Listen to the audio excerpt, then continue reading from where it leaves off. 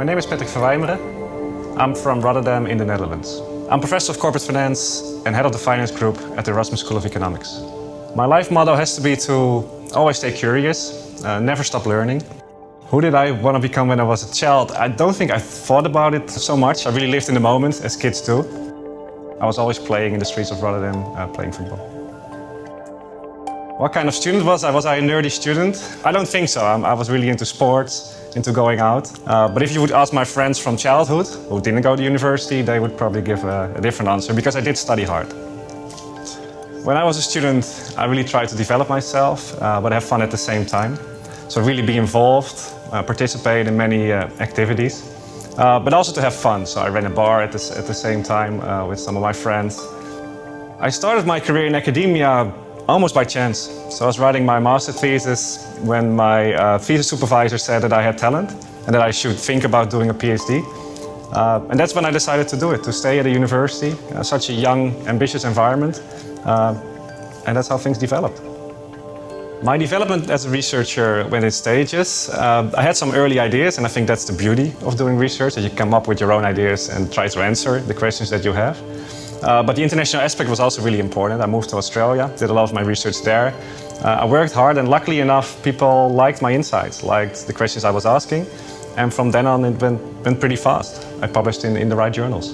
My main topic is hard to say in a few sentences, because I'm all over the place. There's a lot of variety in the things that I study.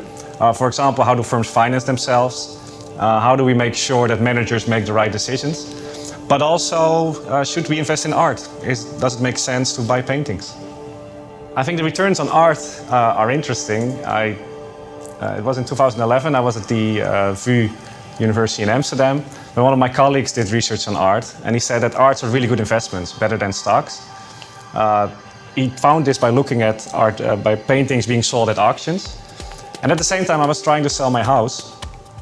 And I thought it was unfair to only look at the paintings or houses that sell, because my house didn't sell. So I thought the prices of the paintings and houses that do sell are maybe higher than the ones that do not. Right? If you compare art to stocks, you can observe the stock price of any given company at any given moment. But for paintings, this is different. You only see the ones that sell. And we found in my study that the ones that sell are actually have a higher valuation than the ones that do not sell, or that take longer to sell. So if you take that into account, if you take sample selection into account, you would see that the returns on art are lower than people previously thought, and that stocks are actually a better investment than paintings.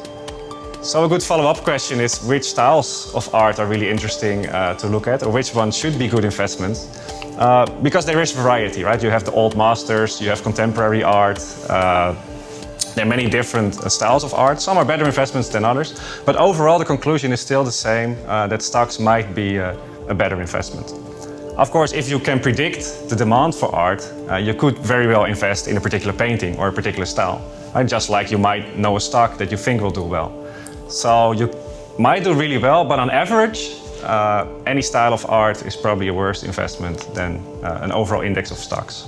Selection bias in art means that the paintings that come up for sale are not representative of the overall population. So if you would buy a painting, say 10 years ago, or you would buy two, and you pay 10,000 for both, one actually was great, one went up in value, and would now be worth 100,000. While the other one was worthless.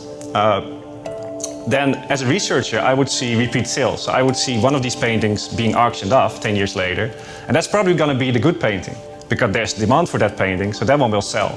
So if I look at the returns, I will only see the paintings that did well, but I won't see the paintings that turn out to be worthless. So to get an estimate of the real value of art, of the overall population, I have to take this into account. I think my research on art is interesting for academia, because we really improved the econometric technique to account for self-selection.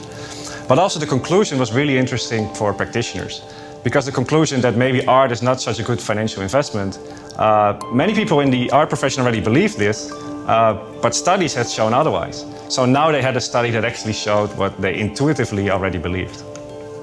My paper on art was picked up really quickly and really well. So within days of posting it online, we got calls from the Wall Street Journal, from many blogs. The Forbes picked it up and wrote an article about it. So there was a lot of attention about it.